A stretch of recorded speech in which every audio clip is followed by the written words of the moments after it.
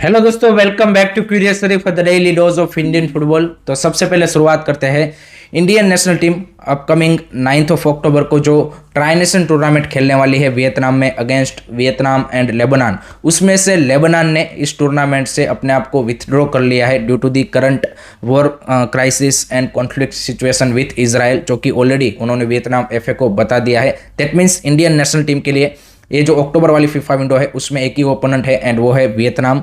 तो इसके चलते वियतनाम एफए ने एट द मोमेंट एएफएफ को एक ऑप्शन दिया है कि 9 अक्टूबर को जो इंडिया वर्सेस वियतनाम का इंटरनेशनल ऑफिशियल फ्रेंडली मैच है कि जिसके पॉइंट आपकी फीफा रैंकिंग में काउंट होंगे, उसको एज पर दी शेड्यूल कंटिन्यू रखते हैं। एंड जो दूसरा मैच है वो यहाँ पे 12 अक्टूबर को अगेन इंडिया वर्सेस वियतनाम के बीच में होगा, लेकिन वो as a practice match close door आप यहाँ पे खेल पाए। इस तरह से उन्होंने यहाँ पे एज पर दी करंट सिचुएशन यहाँ पे सॉल्यूशन उन्होंने प्रपोज किया है। दूसरी साइड एएफएफ या फिर मनोलो मार्केस ये चाहते हैं कि क्योंकि 2 ही दिन का उनको ट्रेनिंग सेशन मिल रहा है, 7th को टीम वहाँ पे पहुँच रही है एंड 9th को मैच है, तो वो चाहते हैं कि 3-4 दिन और मिले एंड 12th को जो ये ऑफिशियल मैच है वो यहाँ पे ऑर्गेनाइज हो ऐसा उनका मानना है या फिर ऐसी उनकी यहाँ पे डिमांड है। सो देखते हैं दोनों federation eight the end of the day क्या यहाँ पे फाइनल डिसीजन बनाते हैं। एंड वियतनाम एफए के लिए भी एट द मोमेंट इतने शॉर्ट नोटिस पे किसी और कंट्री को ऑन बोर्ड लाना आई थिंक वो काफ़ी ज़्यादा डिफिकल्ट है। So I think that will be also you can say कि अ बेटर सॉल्यूशन कि एक आप इंटरनेशनल फ्रेंडली मैच खेल लो, एक आप यहाँ पे प्रैक्टिस मैच खेल लो। तो वो भी यहाँ पे दोनों ही टीम एट द मोमेंट यहाँ पे जो अपकमिंग एएफसी एशियन कप आ रहा है उसके लिए प्रिपरेशन कर रहे हैं। सो आई थिंक उसमें भी कोई यहाँ पे क्या बोलते कि ज़्यादा दिक्कत वाली बात है नहीं। So let's see final decision दोनों फेडरेशन की ओर से क्या बनता है एंड कितने मैचेस यहाँ पे 2 मैचेस खेलते हैं या फिर 1 मैच खेलते हैं वो देखना इंटरेस्टिंग होगा। लेट मी नो गाइस आपके क्या ओपिनियन है, कमेंट सेक्शन में अपने ओपिनियन को ज़रूर बताइए।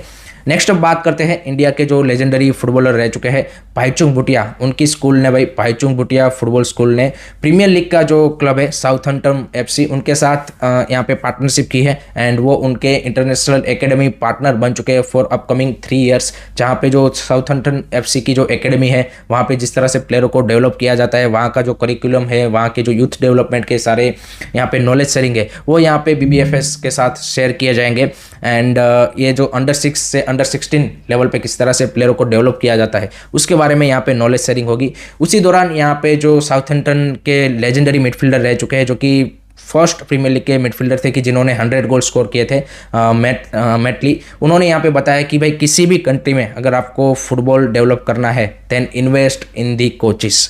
अगर आपके पास अच्छे कोचिस होंगे then only you can produce a extraordinary players and I think that is the reality. दूसरी साइड यहाँ पे जो हमारे लेजेंडरी स्ट्राइकर है भाईचुंग भूटिया, उन्होंने बोला कि अगर इंडियन नेशनल टीम को अच्छा करना है then focus on the age level players, यानी कि आपके अंडर 17, अंडर 20 एंड अंडर 23 प्लेयरों के ऊपर आप इन्वेस्टमेंट कीजिए। एंड उसमें उन्होंने सभी को इंक्लूड किया है कि भाई एएफएफ, आई लीग क्लब, आईएसएल क्लब, आपके स्टेट लेवल के जो क्लब है सबको मिलके यहाँ पे ग्रास रूट के ऊपर फोकस करना पड़ेगा। जब तक आपके under 17, under 20, under 23 regularly Asian cup या फिर यूथ लेवल के वर्ल्ड कप पे मेरिट बेसिस पे क्वालिफाई नहीं होंगे तब तक आप एक्सपेक्ट नहीं कर सकते कि आपकी नेशनल टीम यहाँ पे एशिया लेवल पे या फिर वर्ल्ड कप क्वालिफायर्स में अच्छा करे। सो आई थिंक सभी को पता है कि भाई इंडियन फुटबॉल में एट द मोमेंट प्रायोरिटी क्या होनी चाहिए, बट अनफॉर्चुनेटली यहाँ पे जो एट दी मोमेंट फोकस है वो कहीं ना कहीं थोड़ा सा यहाँ पे डिविएट है। सो लेट होप सो कि ये जो सारे स्टेक होल्डर है वो इस बात को समझे कि भाई हमें इन्वेस्ट करना पड़ेगा ग्रास रूट के ऊपर। एंड ग्रास रूट पे जब अच्छे कोचिस एंड आप प्रॉपर स्ट्रक्चर वहाँ पे प्रोवाइड करोगे तभी जाके कुछ आपको यहाँ पे उम्मीद है कि भाई बेटर प्लेयर हम यहाँ पे प्रोड्यूस कर पाएंगे अपकमिंग ईयर्स में। लेट मी नो गाइस आपके क्या थॉट्स हैं, कमेंट सेक्शन में ज़रूर बताइए। अब बात करते हैं आईएसएल के बारे में। तो what a match we have witness yesterday between Odisha FC and Kerala Blaster. First half में भाई 2-2 की स्कोर लाइन हमें देखने को मिली एंड एज एक्सपेक्टेड दोनों ही टीम यहाँ पे अटैकिंग ब्रांड ऑफ फुटबॉल खेलती है तो वो एक्सपेक्टेड था, ऐसा नहीं था कि भाई हमें डेड रबर देखने को मिलेगा। एंड केरला ब्लास्टर ने शुरुआत अच्छी की। आप देखिए जो पहला गोल नोआ सदोई का आया that was a brilliant goal and second goal भी जिस तरह से हेसुस हिमेनेस ने उस टाइट एंगल से और जिस तरह से टच लेके फिनिश किया that's the quality striker finish I think. And 2-0 की उन्होंने अर्ली लीड ले ली थी बट उसके बाद जिस तरह से रिस्पॉन्स किया ओडिशा एफसी ने I think that was a commendable job. And no doubt वहाँ पे इंडिविजुअल एरर हमें जो 2 गोल केरला ब्लास्टर ने बैक टू बैक कंसीड किए उसमें देखने को मिली। सचिन सुरेश का I think back to back matches में एरर एंड आई थिंक वो यहाँ पे केरला ब्लास्टर को लास्ट मैच में भी पॉइंट कोस्ट कर गया, इस मैच में भी पॉइंट कोस्ट कर गया है। So that is the thing जो कि यहाँ पे डेफिनेटली केरला ब्लास्टर को इम्प्रूव करने की ज़रूरत है। सेकंड हाफ में थोड़ा सा कंट्रोवर्शियल रहा due to that penalty call की जो नहीं दिया गया on Noah Sadaoui, that was the clear cut penalty. Odisha FC भी सेकंड हाफ में डिसअपॉइंट होगी, जिस तरह से उन्होंने चांसेस क्रिएट किए थे। रहीम अली ने एक दो आई थिंक सिटर मिस किए हैं जो कि फिनिश होने ही चाहिए, and that is the problem with Indian striker. आप देखिए कि you have to finish those chances, simple as that.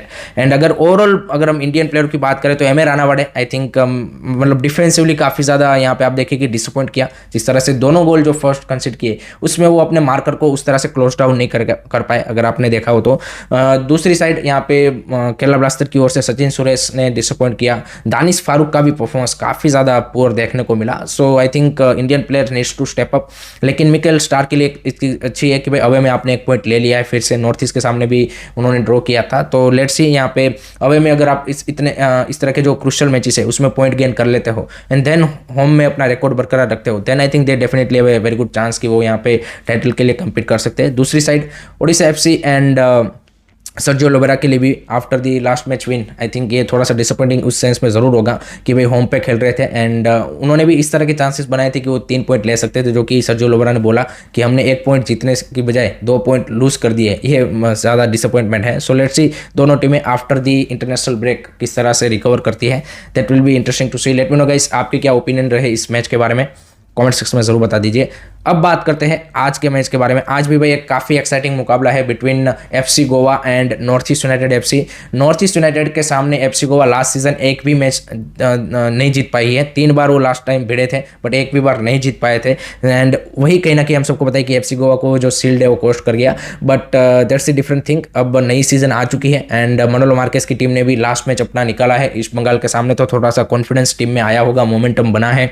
दूसरी साइड नॉर्थ ईस्ट ने होम पे केरला के साथ ड्रॉ किया है, उससे पहले मोहन बगान से काफ़ी क्लोज मार्जिन से हारे, तो पेड्रो बेनाली की टीम इस सीजन अपवर्ड ट्रेजेक्टरी में ही खेल रही है। सो काफ़ी एक्साइटिंग मुकाबला आपको देखने को मिलेगा। नॉर्थ ईस्ट के लिए जो सबसे बड़ा बिग बूस्ट है वो है यहाँ पे अशीर अख्तर का वो जो रेड कार्ड है उसको यहाँ पे जो AFF की डिसिप्लिनरी कमेटी है उन्होंने जो नॉर्थ ईस्ट ने रिक्वेस्ट की थी फॉर दी रॉन्गफुल डिसमिसल उसको अपहेल्ड कर दिया है। दैट मीन्स कि उस रेड कार्ड को यहाँ पे हटा दिया गया है एंड उसको येलो कार्ड में कन्वर्ट कर दिया गया है, and at the moment for this match Asheer Akhtar is available. So that's the great decision and I think that's the right decision. जो केरला ब्लास्टर के सामने उसको रेड कार्ड मिला था that was not you can say कि दैट सिनिकल फाउल कि आप उसको स्ट्रेट अवे रेड दो। So I think at the end of the day हमें यहाँ पे राइट डिसीजन देखने को मिला and that's the great change in the rule from this ISL। So एक कांटे की टक्कर मैं एक्सपेक्ट कर रहा हूँ between both the teams and Armando Sadiku को भी मोस्ट प्रोबेबली इस मैच में गोवा के लिए वापसी कर जाएंगे, तो that's the also boost for FC Goa.